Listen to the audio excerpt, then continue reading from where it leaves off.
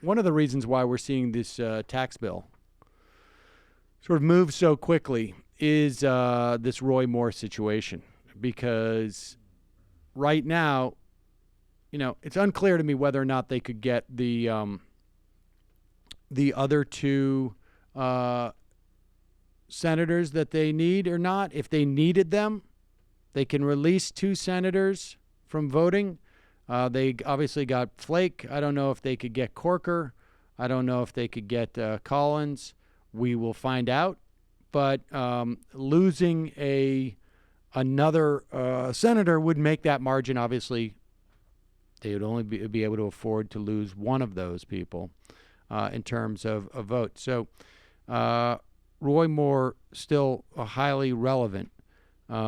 Here is an interview with Paul Ryan about Roy Moore. And again, here's a message for those people who want some type of bilateral disarmament when it comes to litigating issues and whatnot, and just concentrate on Donald Trump.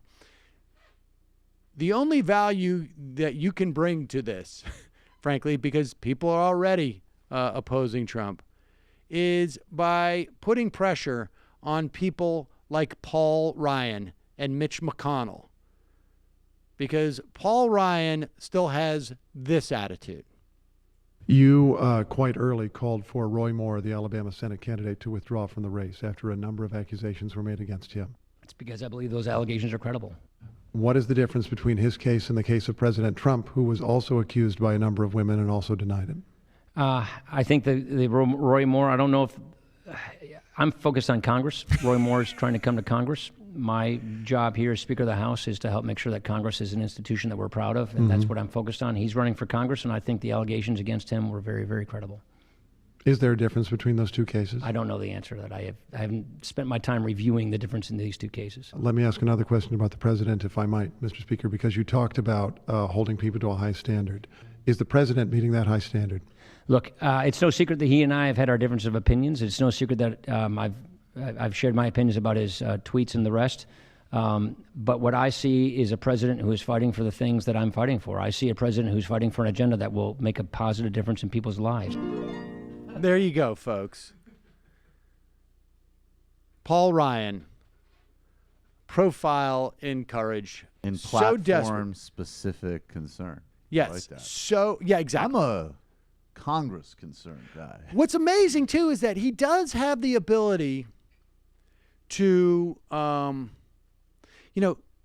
he chooses what his platform, because really, if you're talking about, like, I'm only in charge of my backyard, he would be saying the House. Right. Now, Roy Moore is in the Senate. So he has to stay to one end of Pennsylvania Avenue, right? Maybe like, I there's can't. a pedophile exception for the Senate. I don't pay attention to the government.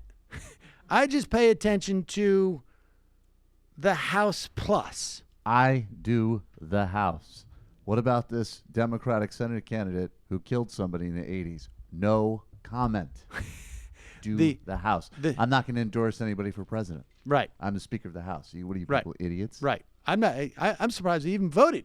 Exactly. In the presidential elections. That's totally shocking. out of his purview. Very, very surprising. Look, if you are a never Trumper and you are a Republican, great. That's wonderful. Let 1,000 flowers bloom. But deal with Paul Ryan. I mean, we've been saying this for a year and a half. Unbelievable.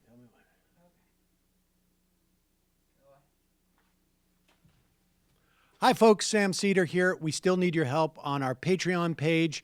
YouTube ads have come back, but not nearly as much as we had before. So if you can help us out, any little bit helps. Head over to our Patreon page right at this URL, and you'll help us keep helping you by making videos